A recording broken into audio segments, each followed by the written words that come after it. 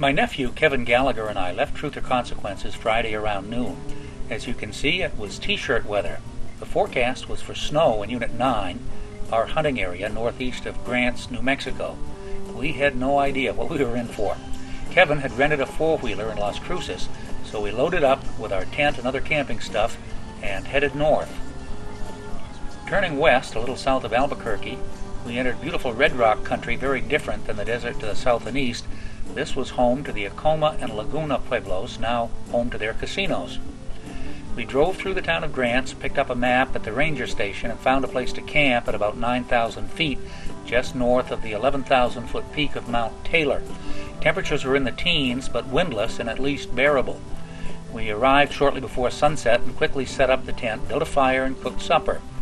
We were only a few hundred yards from a stock pond where we wanted to sit and watch before sunrise the next day. Shortly after going to bed, the wind came up and began shaking the tent so fiercely it made it tough to sleep. It also made it significantly cooler. After a non-productive and very cold sunrise spent shivering while watching the stock pond, we started a fire, had breakfast, and spent the rest of the day on the slopes of Mount Taylor, hunting the ridges and occasionally heading down into the steep valleys. Getting down into the timber at the bottom of the drainages was a lot easier than climbing out again. 8,000 to 9,000 feet of elevation does tend to make me a little short-winded. Back at camp, we built a fire and went to bed shortly after dark.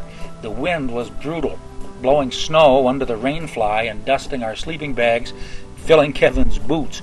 We fully expected the tent to blow over and spent the night worrying about how we'd deal with running around in our long johns on an exposed mountainside. We decided one more night on the mountain wasn't in the cards, so we broke camp and headed to San Mateo Mesa, another part of the Cibola National Forest, a little north of the mountain. Here the four-wheeler was invaluable in getting us back into the hills. We climbed onto a huge plateau of mixed pinyon pine and grass, past cows that were fat despite the snow cover, and along ridges with spectacular views of wooded valleys and red rimrock cliffs. It continued to snow lightly throughout the day, keeping the elk huddled up in cover somewhere.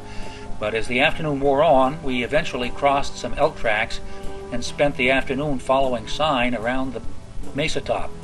Kevin found mountain lion tracks, which may have been the impetus to get the elk out of their beds and moving. We headed back down the mountain late in the afternoon and then headed south to Truth or Consequences to get warm and to sleep in a bed that wasn't shaken by the wind.